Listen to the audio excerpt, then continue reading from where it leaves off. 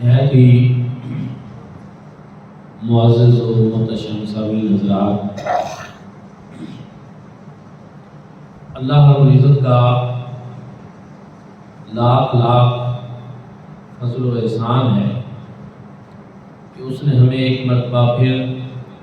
اپنی زندگی میں رمضان المبارک جیسا رحمتوں اور برکتوں والا، بخشش اور مغفرت والا مہینہ عطا فرمایا۔ یہ وہ بابرکت مہینہ ہے کہ جس کے بارے میں حضور نبی کریم صلی اللہ علیہ وآلہ وسلم نے ارشاد فرمایا، اولہ رحمت و اوسطہ مغفرت و آخرہ عتق من النار، کہ رمضان المبارک کا پہلا عشرہ رحمتوں والا ہے، دوسرا عشرہ مغفرت والا ہے، اور تیسرا عشرہ آتش جہنم سے رہائی کا عشرہ۔ عشرہ رحمت شروع ہے، رب تعالیٰ کی رحمتوں کی برسات ہو رہی ہے، اور رمضان المبارک کے ان ایام میں چونکہ 4 ہی جمعے ہوتے ہیں، موضوعات اتنے کثیر ہیں کہ مختلف اور متفرق موضوعات پہ ہمیں بات کرنی پڑے گی۔ دوستان ذوالفقار، سب سے پہلی چیز یہ ہے کہ روزے کا ایک بنیادی مقصد ہے، اس کی ایک روح ہے، اس کا ایک فلسفہ ہے اور اس کی ایک حکمت ہے۔ محض دن بھر بھوکا اور پیاسا رکھنا یہ اس سے مقصود نہیں، کیونکہ آج کل بہت ساری چیزیں ہمیں بطور رسم و رواج رائج ہو گئی ہیں، شرعی ہونے کے باوجود ان کی روح، ان کی جو اصل حقیقت ہے اس کو ہم تلاش نہیں کر پاتے۔ روزے کا بنیادی مقصد اللہ رب العزت کی رضا حاصل کرنا، اللہ پاک کی اطاعت کرنا، کہ وہ بہت سارے امور جو عام دنوں میں ہمارے لیے جائز ہوتے ہیں اور وہ کام کرنا درست ہوتے ہیں، لیکن رمضان المبارک میں ہمیں اللہ رب العزت روکتے ہیں کہ اب تم نے، ویسے کھانا حلال کام ہے، جب چاہیں آپ حلال کھانا کھا سکتے ہیں، اس میں کوئی پابندی نہیں، پانی پی سکتے ہیں، جائز ہے جب چاہیں، لیکن رمضان المبارک کے دنوں میں رب تعالیٰ روکتے ہیں کہ صبح سحری سے لے کر افطار تک کھانا نہیں کھانا، پانی نہیں پینا، جماع نہیں کرنا، وہ کام جو شرعاً عام دنوں میں جائز ہیں ان سے روکا جاتا ہے۔ اب یہ کیا ہے کہ ہمارے لیے رکنا اس میں اطاعت ہے، اس میں اللہ پاک کی فرما برداری ہے اور اس کے حکم پہ عمل پیرا ہونے والی بات۔ تو وہ لوگ جو اس کام سے رک جاتے ہیں،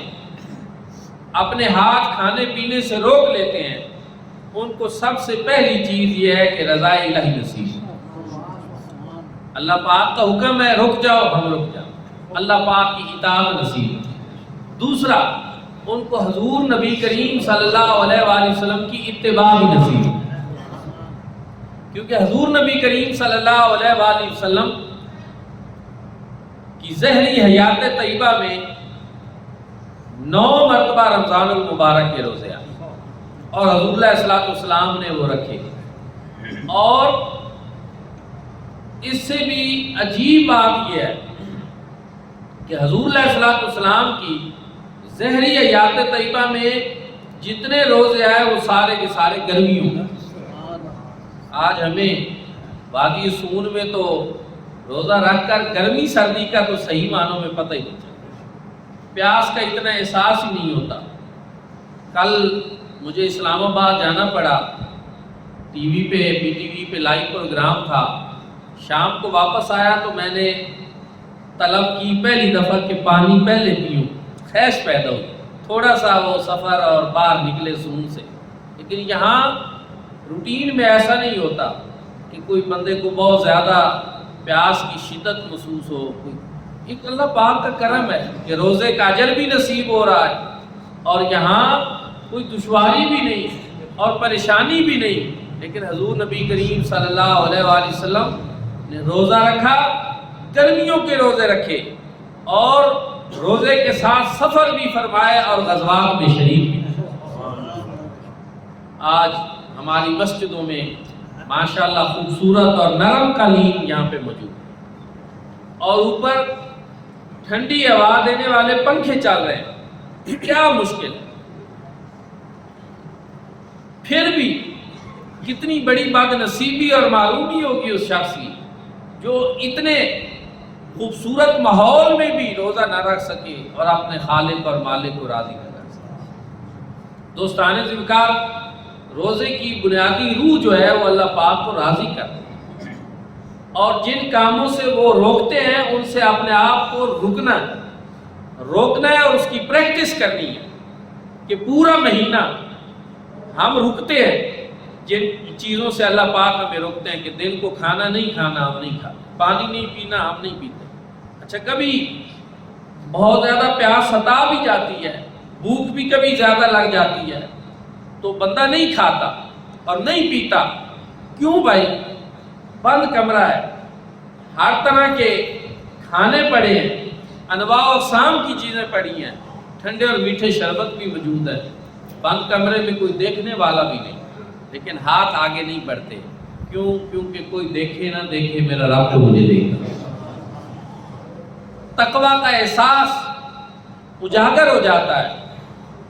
اور یہاں پوچھنے والی بات یہ ہے کہ وہ اللہ رب العزت جو رمضان المبارک کے روزوں کے دنوں میں بند کمرے میں تنہا شخص کو بھی دیکھ لیتے ہیں، کیا بازار میں جب وہ بندہ خرید و فروخت کر رہا ہوتا ہے تو اس وقت اس کو نہیں دیکھ رہے؟ جب جائز منافع شرع میں جائز ہے، شریعت مطالعہ میں منافع جائز لینا جس میں ظلم نہ ہو، زیادتی نہ ہو، وہ جائز ہے، اور تجارت کی حوصلہ افزائی کی گئی ہے، صحابہ کرام نے تجارت کی ہے، اور حضور نبی کریم صلی اللہ علیہ وآلہ وسلم نے تجارت کے سلسلہ میں خود ملک شام کا سفر کیا، اور حضرت سیدہ خدیجہ الکبریٰ رضی اللہ تعالی عنہا کا مال تجارت آپ لے کر گئے، اور جب واپس آپ تشریف لائے تو حضرت خدیجہ کے غلام نے آپ کو بتایا کہ جس ہستی کا انتخاب آپ نے کیا ہے یہ تو بڑے امین بھی ہیں اور بڑے صادق بھی ہیں، اور ان کی وجہ سے مال میں برکت بھی بڑی۔ تو الغرض تجارت میں صداقت بڑی ضروری۔ حضور نبی کریم صلی اللہ علیہ وآلہ وسلم نے ارشاد فرمایا، اللہ رب العزت نے رزق کے 10 حصے فرمائے ہیں اور 9 حصے تجارت میں رکھے۔ پھر حضور صلی اللہ علیہ وسلم نے یہ بھی فرمایا کہ وہ تاجر جو سچ بولنے والا ہوگا قیامت کے دن وہ انبیاء، شہداء اور صدیقین کی صفوں میں اٹھائے۔ یعنی اس کے بڑے اچھے پہلو بھی ہیں، لیکن ہماری بدقسمتی ہے کہ ادھر رمضان شریف آتا ہے اور ادھر ہر چیز کے بھاؤ لوگ بڑھاتے ہیں، ذخیرہ اندوزی شروع ہو جاتی ہے 1-2 ماہ پہلے کہ چینی جمع کر لیں رمضان شریف آ گئے، کھجور جمع کر لیں جی رمضان شریف آ گئے، اور پھر نرخ بڑھا کر وہ چیزیں بیچی جاتی ہیں۔ کس معاشرے میں؟ مسلم معاشرے، کلمہ پڑھنے والے سے۔ آج مجھے یہ مثال دیتے ہوئے شرم آ رہی کہ کرسمس کے جب دن آتے ہیں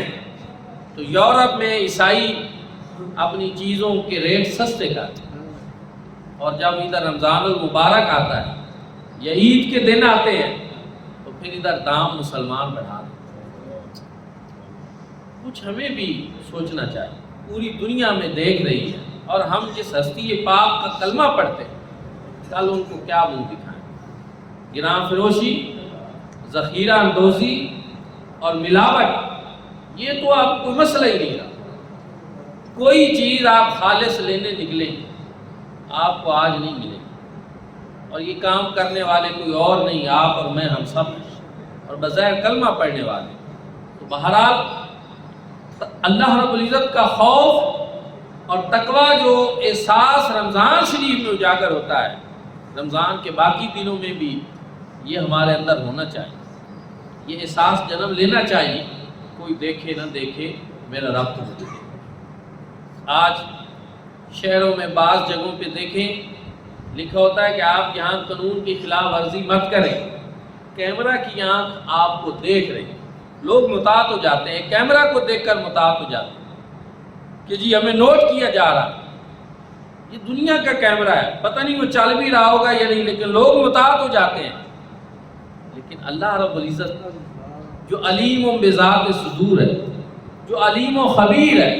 اور ہر حال میں ہمیں دیکھ رہا ہے اور ہمارے ظاہر اور باطن کو بھی دیکھ رہا ہے، لیکن اس کے باوجود ہم برائی سے باز ہیں. رمضان المبارک کا جب مہینہ آتا ہے تو فرشتہ صدا لگاتا ہے، یا باغی شر اقبل و یا باغی شر اکثر. اے نیکی کے طلبگار، نیکی کی طلب میں اور تیز ہو جائے، اور اے شر کے چاہنے والے باغی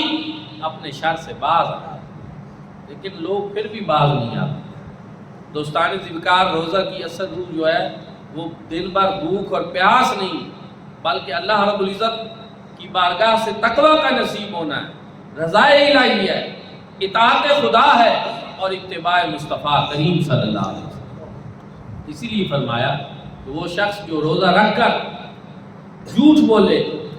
غیبت کرے اور چغلی کھائے اور لوگوں سے جھگڑا کرے، تو اللہ رب العزت کو اس کے روزے کی کوئی پرواہ نہیں ہے، کوئی حاجت نہیں. اس کا مطلب یہ ہے کہ بھوک اور پیاس کے علاوہ بھی کچھ چیزیں ہم سے درکار ہیں کہ اگر روزہ رکھا ہے تو پھر آپ جھوٹ نہ بولیں، پھر چغلی نہ کھائیں، غیبت نہ کریں. اور صوفیاء تو کہتے ہیں کہ روزہ صرف پیٹ کا روزہ نہیں ہوتا، روزہ ہاتھ کا بھی ہوتا ہے، روزہ آنکھ کا بھی ہوتا ہے، روزہ کان کا بھی ہوتا ہے. اور اس سے مراد وہ یہ لیتے ہیں کہ تمہارے ہاتھوں سے کوئی غلط کام سر انجام نہیں ہونا چاہیے، تمہاری آنکھیں غیر محرم کو نہ دیکھیں اور تمہارے کان کوئی غلط بات نہ سنیں. یہ اس چیز کا بھی روزہ، اور تمہاری زبان سے کوئی غلط بات نہ نکلے. لیکن اگر روزہ رکھ کر بھی ہم جھوٹ بھی بولتے رہے، ان دنوں تو ویسے بھی ہمارے ملک میں سیاسی صورتحال ایک افراتفری کی ہے اور لوگ لگے ہوئے ہیں. سوشل میڈیا پہ بھی مختلف پارٹیوں کے لوگ ہیں جو ہر غلط صحیح بات کو پھیلا رہے ہیں. یاد رکھیں، جھوٹ ایسی لعنت ہے،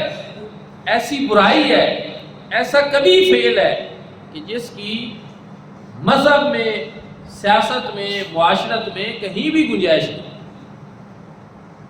یہ نہیں ہے کہ صرف مذہبی لوگ اور مسجد میں آ کر آپ سچ بولیں اور باہر کی زندگی میں جو کرتے رہیں. حضور نبی کریم صلی اللہ علیہ وآلہ وسلم کی صفات انگنت ہیں، خصوصیات بے شمار ہیں، لیکن آپ صلی اللہ علیہ وآلہ وسلم کی نمایاں خصوصیات اور صفات جو تھیں وہ حضور صلی اللہ علیہ وآلہ وسلم کا صادق اور امین ہو. اور یہ ایسی صفت تھی کہ ابو جہل جیسا بدترین دشمن بھی آپ کو صادق الامین کہا کرتا. حجر اسود کو جب خانہ کعبہ میں نصب کرنے کا موقع آیا تھا اور ابھی حضور نبی کریم صلی اللہ علیہ وآلہ وسلم نے اعلان نبوت نہیں فرمایا، تو قبائل آپس میں جھگڑنے لگے. کوئی قبیلہ کہتا تھا یہ ہم نصب کریں گے، یہ اعزاز ہم لیں گے. بہرحال ان کی مشاورت بیٹھی اور انہوں نے طے کیا کہ یہ کام کل اس شخص سے کرایا جائے گا جو سب سے پہلے یہاں آئے. اور سیرت اور حدیث کی کتابوں میں ہے کہ وہاں دوسرے دن صبح سب سے پہلے حضور نبی کریم صلی اللہ علیہ وسلم جب حضور آئے تو سب نے بالاتفاق یہ کہا کہ امین آ گئے. پڑھے حدیث کی اور سیرت کی کتابوں میں، مستدرک حاکم میں ہے، مسند احمد میں ہے. ان کفار اور مشرکین نے، سب نے، سرداران قریش نے یہ کہا کہ امین آ گئے، اب ہم راضی ہیں کہ جو فیصلہ یہ فرمائیں. حضور اللہ صلی اللہ علیہ وسلم نے ایک چادر مبارک میں حجر اسود رکھا ہے، تمام قبائل کے سرداروں کو وہ چادر پکڑائی اور انہوں نے بلند کیا، اور جب جہاں رکھنے کی باری آئی تو وہاں حضور صلی اللہ علیہ وسلم نے اٹھا کر اپنے دست اقدس سے نصب۔ تو آپ کو شروع سے امین کہا جاتا تھا۔ ابو سفیان جب تک ایمان نہیں لائے تھے اور وہ قیصر روم کے دربار میں گئے تو اس نے پوچھا کہ جو نبی آئے ہیں ان کے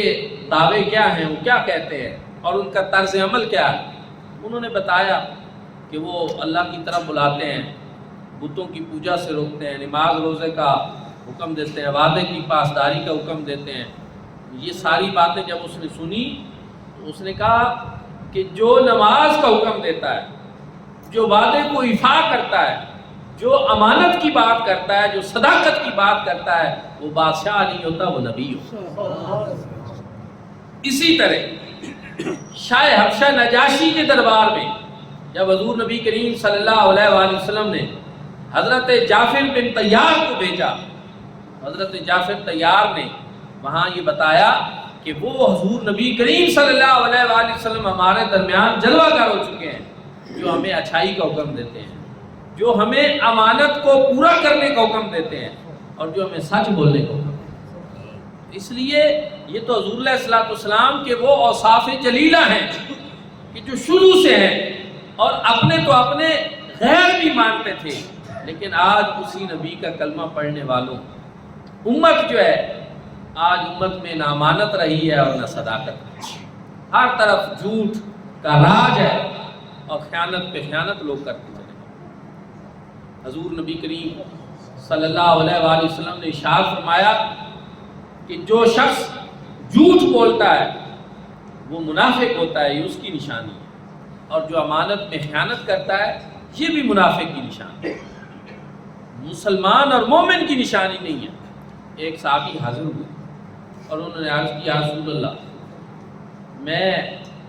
3 کام کرتا ہوں، مجھ سے ہوتے ہیں، غلطی سے سرزد ہوتے ہیں، لیکن ان میں سے میں کوئی ایک چھوڑ سکتا ہوں، زنا بھی کرتا ہوں، شراب بھی پیتا ہوں اور جھوٹ بھی بولتا ہوں۔ آپ مجھے ارشاد فرمایا میں کون سا ایک کام چھوڑ دوں؟ حضور علیہ الصلوۃ والسلام نے ارشاد فرمایا تم جھوٹ بولنا چھوڑ۔ اب جب اس کے بعد انہوں نے زنا کا سوچا، انہوں نے کہا اگر مجھ سے حضور علیہ السلام نے پوچھ لیا تو میں وہاں جھوٹ نہیں بول سکوں گا، اس لیے زنا بھی چھوڑ دیا۔ پھر شراب کے بارے میں جب ان کا دل کیا تو یہی چیز ان کے دل میں آئی کہ اگر میں نے شراب پی، حضور علیہ السلام نے پوچھ لیا تو انہوں نے وہ بھی چھوڑ دی، اور حضور علیہ السلام کی بارگاہ میں کچھ عرصے بعد حاضر ہوئے اور عرض کی یا رسول اللہ آپ کتنے حکیم ہیں اور آپ کتنے دانا ہیں اور صاحب بصیرت ہیں کہ ایک ایسی چیز چھوڑنے کا حکم دیا جس کی وجہ سے میرے 3 گناہ جو ہیں وہ مجھے چھوڑنے پڑے۔ جھوٹ ایسی چیز ہے کہ یعنی زنا اور شراب سے بھی زیادہ حضور علیہ السلام نے پہلے جھوٹ کو ترک کرنے کا ارشاد، یعنی ہے وہ بھی غلط چیز ہے، لیکن حضور علیہ السلام کو پتہ تھا کہ جھوٹ تمام برائیوں کی جڑ ہے اور اصل ہے، جب جھوٹ ختم ہو جائے گا تو باقی برائیاں بھی ختم ہو۔ لیکن آج ہمارا معاشرہ عام سطح پہ بھی، عوامی سطح پہ بھی اور ہمارے حکمرانوں کی سطح پہ بھی، ہر سطح پہ ہم دیکھتے ہیں کہ جھوٹ کا رائج، جھوٹ کا رواج ہے اور جھوٹ عام۔ دوستان ذوالفقار روزہ جو ہے وہ ہمیں ان چیزوں سے روکتا ہے کہ روزہ رکھ کر آپ جھوٹ نہ بولیں، روزہ رکھ کر آپ گرام فروشی نہ کریں، روزہ رکھ کر آپ ملاوٹ نہ کریں، ذخیرہ اندوزی نہ کریں، اللہ رب العزت کا خوف دل میں رکھیں۔ اور روزے کا بنیادی فلسفہ قرآن مجید میں اللہ رب العزت نے یہ ارشاد فرمایا لعلکم تتقون، تاکہ تم تقوی کی دولت سے مالا مال۔ جناب فاروق اعظم رضی اللہ تعالیٰ عنہ کے دور خلافت آپ رات کو گلیوں کا چکر لگاتے تھے۔ ایک اور بات بھی ضمناً آ گئی ہے کہ باہر جو ہے بہت سارے لوگ آخر پہ آ جاتے ہیں اور رش لگ جاتا ہے، جب بھی میں بھی نکلتا ہوں یہاں سے میں دیکھتا ہوں، لیکن یہ آگے صفیں خالی پڑی اور پھر اب کوئی اوپر سے آئے گا تو وہ گردن پھلانگ کر بھی آئے گا، جو بات شرع میں درست نہیں ہے، گردنیں پھلانگنے سے منع کیا گیا۔ اس کا کیا حل ہے کہ جو سب سے پہلے آتا ہے وہ اگلی صف میں بیٹھے، اور آپ سب لوگوں نے سن رکھا ہے کہ جمعۃ المبارک میں نماز کی اگلی صفوں میں زیادہ اجر اور ثواب ہے،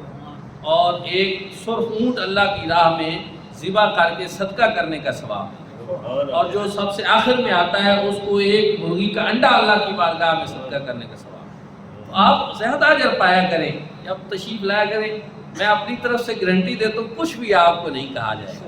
ہم تو ویسے بھی پیار والے ہیں، قربت اختیار کیا کریں، اگلی صفحے جو ہیں ان کو پہلے مکمل کیا کریں، بعد میں آنے والے پچھلی صفوں میں بیٹھ جائیں گے، ان کو جگہ مل جائے گی، گردنیں نہیں پھیلانی پڑے گی۔ تو میں عرض کر رہا تھا جناب فاروق اعظم رضی اللہ تعالیٰ عنہ رات کو چکر لگاتے تھے کہ کسی کو کوئی تکلیف تو نہیں ہے۔ اچھا، جو خلافت راشدہ تھی اس میں حاکم ہونے کا مطلب جو ہے وہ کوئی پروٹوکول کا اصول نہیں تھا، اس میں حاکم وقت ہونے کا مطلب مالدار ہونا نہیں تھا، اس میں حاکم وقت ہونے کا مطلب لوگوں پہ ظلم کرنا نہیں تھا، بلکہ لوگوں کی داد رسی کرنا مقصود تھا، لوگوں کی خدمت کرنا مقصود تھی، لوگوں کی تکالیف کو دور کرنا مقصود تھا۔ اور اس کے لیے جناب فاروق اعظم رضی اللہ تعالیٰ، یہی وجہ ہے کہ جب ایک مرتبہ ایک قیصر روم کا ان کو ایلچی ملنے کے لیے آیا تو اس نے پوچھا تھا کہ مسلمانوں کے امیر المومنین کا محل کہاں ہے؟ انہوں نے کہا مسلمانوں کے امیر المومنین کا محل نہیں ہوتا، وہ فلاں درخت کے نیچے جلوہ فرما۔ وہ حیران رہ گئے کہ ہمارے تو بادشاہوں کے بڑے بڑے محلات ہوتے ہیں، لیکن جناب فاروق اعظم جو ہیں وہ ایک درخت کے نیچے آرام ہوتے ہیں۔ اور حضور نبی کریم صلی اللہ علیہ وآلہ وسلم جو مالک کنین ہیں، جو تاجدار کائنات ہیں، جو محبوب خدا اور سرور انبیاء ہیں صلی اللہ علیہ وسلم، ایک مرتبہ آپ سو کر اٹھے، قمیض مبارک اتاری ہوئی تھی، آپ کے جسم اقدس،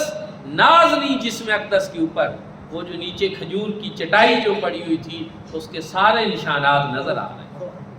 حضرت فاروق اعظم نے عرض کی یا رسول اللہ، قیصر و کسریٰ کے بادشاہ تو محلات میں نرم و گداز بستروں کے اوپر آرام کریں، اور آپ کی یہ صورتحال ہو۔ حضور علیہ السلام نے ارشاد فرمایا کہ میں دنیا سے زیادہ اللہ رب العزت کی آخرت کو پسند کرتا ہوں۔ جو اللہ پاک نے آخرت میں ہمارے لیے تیار کر رکھا ہے ہمیں وہ چاہیے، دنیا میں نہیں چاہیے۔ تو میرے بھائیوں اور دوستو، آج تو پوری قوم ہی دنیا کے پیچھے دوڑ رہی۔ جناب فاروق اعظم رضی اللہ تعالیٰ عنہ گشت کر رہے ہیں، چکر لگا رہے ہیں، کوئی تکلیف میں تو نہیں، کوئی کسی پریشانی میں تو نہیں۔ ایک گھر کے باہر سے گزرے، آوازیں آ رہی، چونکہ حاکم وقت کو یہ اختیار ہوتا ہے کہ وہ لوگوں کی بات سنیں، ان کی داد رسی کے لیے، کہ کسی پریشانی میں نہیں، آپ نے کان لگایا۔ تو ایک بوڑھی ماں اپنی بیٹی سے کہہ رہی تھی بیٹی دودھ میں پانی ملا، یہ زیادہ بکے گا اور زیادہ ہمیں دام ملیں گے اور پیسے ملیں گے۔ جناب فاروق اعظم رضی اللہ تعالیٰ عنہ بات سن رہے، بیٹی نے کہا امی جان میں دودھ میں پانی نہیں ملاؤں گی، اس لیے کہ کوئی دیکھے نہ دیکھے میرا رب تو دیکھ۔ جب یہ بات سنی جناب فاروق اعظم نے صبح کے وقت اس گھر گئے اور اس بڑھیا مائی کی سرزنش بھی فرمائی جو دودھ میں پانی ملانے کی بات کر رہی تھی، اور پھر اس کو کہا کہ وہ نیک سیرت بیٹی جو تیرے گھر میں موجود ہے، میں یہ چاہتا ہوں کہ تم میرے بیٹے کے لیے اس کا رشتہ دے۔ یہ ایک معیار تھا تقویٰ کا اور چیزوں کا کہ کوئی دیکھے نہ دیکھے میرا رب تو۔ روزدار کو بھی یہی احساس اجاگر کرایا جاتا ہے کہ بھوکا ہے، پیاسا ہے، لیکن بند کمرے میں ہونے کے باوجود نہ کھاتا ہے اور نہ پیتا ہے، کوئی دیکھے یا نہ دیکھے میرا رب تو مجھے دے۔ دوستان ذکر رمضان المبارک کی بابرکت ساتیں اور پر نور لمحات اور گنتی کے یہ چند دن تیزی کے ساتھ گزر جائیں گے، لیکن ہم سب کو چاہیے کہ ہم ان لمحات کو قیمتی بنائیں، ان میں اللہ رب العزت کو راضی کریں اور استغفار کریں، اپنی بخشش اور مغفرت طلب کریں اور اللہ رب العزت سے بہت کچھ مانگیں۔ ایک روزدار کا روزہ افطار کرانا اس کی بڑی فضیلت ہے۔ پچھلے جمعہ بھی میں نے عرض کیا، آپ کے یہاں پڑوس میں اس محلے میں توجہ دلانا چاہتا ہوں کہ جو بچیوں کا ہمارا ادارہ ہے اس میں 15-16 بچیاں جو ہیں وہ رہائش پذیر بھی ہیں، اور ان کی افطاری، ان کا اہتمام اور سحری کا بھی ادارے میں ہوتا ہے، تو آپ لوگ چاہیں اس کار خیر میں بھی ضرور حصہ لیں۔ یہ بھی ایک کرنے کا کام ہے، اور مہنگائی کا دور ہے، بہت زیادہ اخراجات ہیں، تو اس میں بھی آپ ان کو بھی اپنی توجہ میں رکھیں۔ جامعہ مدینہ النبی میں ہم نے میں نے پہلے بتایا 100 سے زائد حفاظ کی ڈیوٹی لگائی اور الحمدللہ وہاں بھی بچے رہائش پذیر بچے ہیں اور آپ اپنا فطرانہ جو 170 روپے ہے اور بعض جگہوں پہ تو آٹا جو ہے اب 80-85 روپے کلو بھی بک رہا ہے، اس کو دیکھتے ہوئے ایک مناسب قیمت جو ہے یہ 170 روپے ہے، ورنہ جو کھجور اور کشمش ان کا بھی جو ہے فطرانہ دیا جا سکتا ہے۔ اپنا فطرانہ، اپنی زکوٰۃ، صدقات اور عطیات جو ہیں یہ آپ جامعہ مدینۃ النبی کو دیں اور اس کو ضرور یاد رکھیں۔ اللہ رب العزت ہم سب کو عمل کی توفیق عطا فرمائے۔ آخر دعوانا الحمدللہ۔